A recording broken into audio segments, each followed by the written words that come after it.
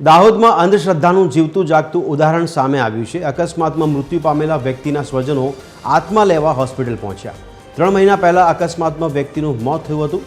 દાહોદની ખાનગી હોસ્પિટલમાં વ્યક્તિએ દમ તોડ્યો હતો। આત્મા લેવા મધ્યપ્રદેશના સ્વજનો તાંત્રિકને લઈને હોસ્પિટલ પહોંચ્યા તો મૃતકનો આત્મા લેવા પૂજા વિધિનું આયોજન પણ કરાયું। તાંત્રિક સફેદ કપડામાં ધૂંઢતા ધૂંઢતા આત્મા લઈને નીકળ્યા હોવાનો પણ દાવો કરાયો છે। તો મૃતકનો આત્મા લેવા માટે આપણે ઘણીવાર સમાચારોમાં સાંભળીએ છીએ કે મૃતદેહ સ્વીકારવાનો પરિવારજનો ઇનકાર કરતા હોય। અહીંયા તો ઘટના એવી બની છે કે જેમાં મૃત્યુ પામ્યા બાદ આત્માને લેવા માટે પરિવારજનો હોસ્પિટલ ખાતે પહોંચ્યા હતા। તેમાં એક તાંત્રિકને લઈને તેઓ આત્મા લેવા માટે આવ્યા છે ત્યારે એવો દાવો કરવામાં આવી રહ્યો છે કે તાંત્રિક દ્વારા હોસ્પિટલમાંથી આત્મા લઈને પાછા ફરતા હોય તેવો દાવો કરવામાં આવી રહ્યો છે। આજ અંગે વધુ વિગત આપી રહ્યા છે અમારા સંવાદદાતા મયુર રાઠોડ। મયુર, જણાવજો આ સમગ્ર ઘટનામાં શું વિગતો આપણી સામે આવી રહી છે અને અત્યારે તાંત્રિકને લઈને જ્યારે અન્ય રાજ્યમાં અને ગુજરાતમાં પણ આપણે આની વિરુદ્ધમાં કાર્યવાહી કરતા હોય એવામાં તાંત્રિકને લઈને હોસ્પિટલ પહોંચેલા પરિવારજનો શું કહી રહ્યા છે? જે દાહોદમાં અવારનવાર આવી ઘટનાઓ સામે આવતી હોય છે ત્યારે થોડા દિવસ જ અગાઉ એક ઝાયડસ હોસ્પિટલમાં આ જ પ્રકારની ઘટના સામે આવી હતી। ત્યારે ફરી એકવાર ભુવાને લઈને જે પરિવારજનો ઝાયડસ હોસ્પિટલ પહોંચ્યા હતા અને મધ્યપ્રદેશનો જે પરિવાર જે છે તેમના સ્વજનનું જે મૃત્યુ છે જે દાહોદમાં 3 મહિના પહેલા થયેલા જે અકસ્માતમાં મોત થયું હતું ત્યારબાદ તેમના મૃતદેહને અહીંયા દાહોદના ઝાયડસ હોસ્પિટલમાં લાવવામાં આવ્યો હતો ને ત્યાં પીએમ બાદ તેમને બોડીને સોંપવામાં આવી હતી। ત્યારબાદ આ જે સમગ્ર ઘટના જે છે એ ઘટના પરની જો વાત કરીએ તો આ જે પરિવાર જે છે તેમના જે ઘરમાં જે નડતર થતી હતી અથવા તો કોઈકને કોઈ કારણોસર તેમને પરિવારને તકલીફોનો સામનો કરવો પડતો હતો ત્યારે તેમણે કોઈ નજીકના જે ગામના જે ભુવા છે તેમનો સંપર્ક કર્યો હતો અને ભુવાના કહેવા પ્રમાણે જે આ જે આત્મા છે એ આત્માના કારણે તેમને પારિવારિક તકલીફ થઈ રહી છે ત્યારે આજે એમની જે વિધિ કરવાની જે વાત કરવામાં આવી અને એ વિધિના કરવા માટે જે ભુવો અહીંયા તેમને લઈને આવ્યો હતો ને આ સમગ્ર ઘટનામાં જે ભુવો જે છે આત્મા જે છે આત્માને અહીંયા દાહોદથી ફરીથી એમના ગામમાં લઈ જવાની હતી અને ત્યારબાદ આ ઘરની જે શાંતિ છે થશે તે પ્રકારની ઘટના હતી। ત્યારે આ જે આજના જે આધુનિક યુગમાં આ પ્રમાણેની જે જે ઘટના છે તેને લઈને હાલ જે સ્થાનિક વહીવટી તંત્રની સામે પણ કંઈક સવાલો ઉઠ્યા છે। જી મયુર, ધન્યવાદ સમગ્ર માહિતી આપવા બદલ। તો દર્શક મિત્રો, અહીંયા મૃતકનો આત્મા લેવા માટે પૂજા વિધિ કરવામાં આવી હોવાના દ્રશ્યો જોવા મળી રહ્યા છે અને એક તાંત્રિક દ્વારા આત્મા લઈને પરત ફરતા હોય તેવા દાવા કરવામાં આવી રહ્યા છે। તો આજ અંગે અમારી સાથે ફોન પર જોડાયા છે વિજ્ઞાન જાથાના ચેરમેન જયવંત પંડ્યા। જયવંતભાઈ, આપનું TV13માં આપનું સ્વાગત છે। જયંતભાઈ। હા, બોલું છું। જયંતભાઈ, આપનું સ્વાગત છે TV13માં। જણાવશો આ કયા સ્તરની અંધશ્રદ્ધા આપણને જોવા મળી રહી છે? મૃતદેહ સ્વીકારવાનો આપણને પરિવારજનો ઇનકાર કરતા ઘણીવાર જોવા મળ્યું છે, એવામાં તાંત્રિકને લાવીને આત્મા પાછી લઈ જવાનું આ કારસો જોવા મળી રહ્યો છે, શું કહેશો આપ? કયા સ્તરની અંધશ્રદ્ધા? અંધશ્રદ્ધાની પણ હદ વટાવી દીધી છે અને એક તો આપણે આટલા આધુનિક યુગમાં ચંદ્ર અને મંગળ ઉપર વસવાટની તૈયારી કરીએ છીએ। બિલકુલ।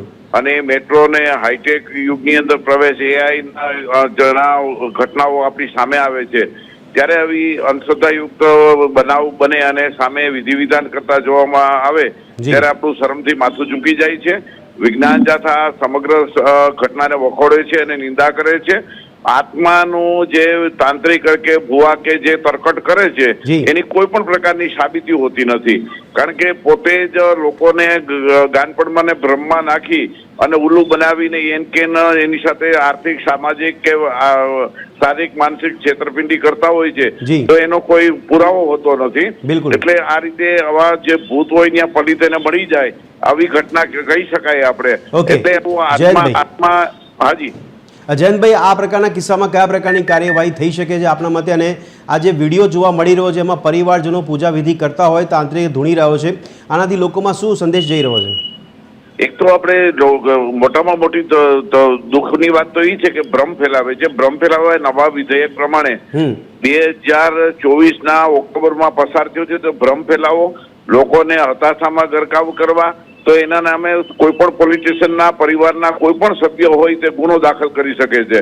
અને આ વિધેયકની અંદર સ્પષ્ટ જોગવાઈ છે કે કોઈ પણ વ્યક્તિ ભ્રમ ફેલાવે કે અંધશ્રદ્ધાયુક્ત વલણ દર્શાવે તો એની સામે કાર્યવાહી, કાનૂની કાર્યવાહી થાય છે, નિઃશંકપણે કાર્યવાહી થઈ શકે એમ છે। કોઈ પણ લેમેન છે એ પણ એને માનસિક ઈજા થાય તો પણ કાર્યવાહી કરી શકે છે. એટલે આવા બનાવો અટકે અને પુનરાવર્તન ન થાય એના માટે સરકારી તંત્ર, પોલીસ તંત્ર અને ઘરના પરિવારના સભ્યો જો આગળ આવે તો સચોટ પરિણામ આવી શકે એમ છે ભુવા સામે અને તાંત્રિક સામે. પણ જયંતભાઈ, આ કિસ્સામાં કહેવાય રહ્યો છે પારંપરિક પ્રથાના ભાગરૂપે કાર્યવાહી કામગીરી કરાઈ છે, આવી બાબતોને કેવી રીતે રોકી શકાય, અટકાવી શકાય? એક તો ખાસ કરીને આખું જે ઘરની અંદર જે વલણ છે જી. એ અંધશ્રદ્ધાયુક્ત હોય છે અને આવી ઘટના ભૂત પ્રેત ને એવો બધો પિતૃ કે સુરાપુરા એની માન્યતા પ્રમાણે કોઈ માને તો આપણે કોઈને ના નથી પાડતા, પણ જ્યારે સમગ્ર સમાજને અને લોકોને અંધશ્રદ્ધાના ગરકાવમાં લઈ જાય તે કદી ચલાવી ન લેવાય. અને આ ઘટના એ પ્રકારની ઘટના છે અને માની લ્યો કે કોઈ આત્મા છે એની કોઈ પણ જાતની સાબિતી નથી હોતી કે જે મૃત આત્મા છે એ 3 મહિના પછી આત્મા લેવા આવે ને પાછો જે તાંત્રિક છે એની વિધિ વિધાન કરે અને સંપૂર્ણ બોગસ અને બેબુનિયાદ વાત છે અને અવાસ્તવિક છે અને અવૈજ્ઞાનિક હોય એની સામે તાત્કાલિક અમે પણ માલિકો જાગૃતિ વિશેષ માહિતી લઈ અને એના પર કાનૂની પગલાં લેવાય તેવી અમે કાર્યવાહી કરનાર છીએ. પણ ગુજરાતમાં કાયદાની અસર, જયંતભાઈ? એક તો આપે બહુ સારી વાત કરી છે. એ નવું વિધેયક આવ્યું છે ને એ પોલ ખોલ સાબિત થયું છે અને એની કોઈ અસરકારકતા કોઈ જનસમાજમાં નથી. અવેરનેસ ઉભી કરવી જોઈએ. એમાં પણ સરકારી તંત્ર, પોલીસ તંત્ર અને જે કોઈ તમે કહો કે માની લો કે એની સાથે જોડાયેલ તંત્ર છે એને જે કારગત નીવડવું જોઈએ એવું કોઈ પણ ઉપાય લોકોને ખ્યાલ નથી આવ્યો સાહેબ. જી જી જયંતભાઈ, ખૂબ ખૂબ આભાર અમારી સાથે જોડાવા બદલ, સમગ્ર વાત કરવા બદલ. તો દર્શક મિત્રો, વિજ્ઞાન જાતા તરફથી જયંતભાઈ કહ્યું છે કે કાયદો છે, કાયદાની અમલવારી યોગ્ય રીતે થવી જોઈએ, આ બાબતોને અટકાવવી જોઈએ. આ જ અંગે અમારી સાથે અમારા સહયોગી સંજય દવે જોડાયા છે, એમની પાસેથી પણ માહિતી મેળવીશું. સંજય, જણાવશો, આધુનિક યુગમાં અંધશ્રદ્ધાનો ફરી એક વધુ કિસ્સો સામે આવ્યો છે. ગુજરાતમાં કાયદો બન્યા છે, તેની અમલવારી લઈને જયંતભાઈ પણ સવાલ ઊભા કર્યા છે કે ડ્રાફ્ટ યોગ્ય રીતે નથી થયું, પણ તેમ છતાં પણ ગુજરાતમાં વધી રહ્યા છે આવા કિસ્સા. શું કહેશો? શિક્ષિત સમાજ માટે શું મેસેજ જઈ રહ્યો છે કે જ્યારે આપણે ટેકનોલોજીની વાત કરતા હોય, ટેકનોલોજીમાં જીવતા હોય, એવામાં આ પ્રકારની અંધશ્રદ્ધા જે બી ઉપચાર સ્તર પર મૃતદેહ નહીં પણ આત્માને લેવા માટે પરિવારજન આપ્યો છે? બિલકુલ ભદ્રેશ, વાતની શરૂઆત કરતા પહેલા તુલસીનો એક દોહો છે, પાહન પૂજે હરિ મિલે તો મેં પૂજું પહાર, તાતે યહ ચાકી ભલી જો ખાય સંસાર, પીસ ખાય સંસાર. એટલે કે જો પથ્થરથી જો દેવ મળતા હોય, પથ્થરને પૂજવાથી જો હરિ મળતા હોય તો હું પહાડને પૂજું અને પહાડને પૂજવાથી તો મને અનેક દેવો મળશે. એટલે આ પ્રકારની શ્રદ્ધા, આપણે કોઈની શ્રદ્ધા ઉપર આંગળી નથી ચિંતા, પણ અંધશ્રદ્ધા સામે જરૂર આપણે જાગૃતતા ફેલાવવી જોઈએ એક માધ્યમ તરીકે. એટલે અહીંયા વાત કરીએ તો મધ્યપ્રદેશનો પરિવાર દાહોદમાં પોતાના પરિવારના આત્માને શોધતો કોઈ ભુવાને લઈને જ્યારે હોસ્પિટલમાં પહોંચે છે ત્યારે ખરેખર હાસ્યાસ્પદ આખી ઘટના બને છે. અને એ ઘટનાની સાથે એટલું કહી શકાય કે ગુજરાત આટલું વિકસિત ગુજરાત છે, રાજ્યમાં ગુજરાતને દેશની અંદર વિકાસશીલ મોડલ તરીકે જ્યારે જાહેર કરવામાં આવે છે ત્યારે ગુજરાતનો ઘણો બધો વિકસિત જે એરિયા જે છે એની અંદર શિક્ષણનો અભાવ છે. ભદ્રેશ, આ શિક્ષણનો અભાવ જે છે એ વ્યક્તિને પોતાની માનસિકતાને છતી કરે છે. જ્યાં શિક્ષણ હોય ત્યાં અંધશ્રદ્ધા ના હોય અને ત્યાં ફક્ત શ્રદ્ધા હોય. શ્રદ્ધા હોવી એ કોઈ ખોટું નથી, પણ અંધશ્રદ્ધાનો જે અતિરેક છે એ માણસને ખરેખર આ રીતનું પગલું ભરાવે છે. આ ઘટના ખૂબ દુઃખદાયક જેને કહી શકાય. લોકો એને ગમે તે રીતે લેતા હોય પણ ખરેખર ત્યાં સમજૂતીની જરૂર છે, જાગૃતિની જરૂર છે. ભદ્રેશ, પણ સંજય, રાજ્યમાં અનેકવાર આ પ્રકારના કિસ્સા અંધશ્રદ્ધાના આપણને સામે આવતા જોવા મળતા હોય છે. હવામાં કાયદા રીતે કામ કરે તેવા પણ સવાલ ઘણીવાર ઊભા થયા છે. તો વારંવાર બનતી આ ઘટનાઓ શું સાબિત કરી રહ્યા છે ગુજરાતમાં? બિલકુલ, જ્યાં કહી શકાય કે કાયદો એટલે કે પોલીસ તંત્ર ને પાસે મેસેજ હોય છે.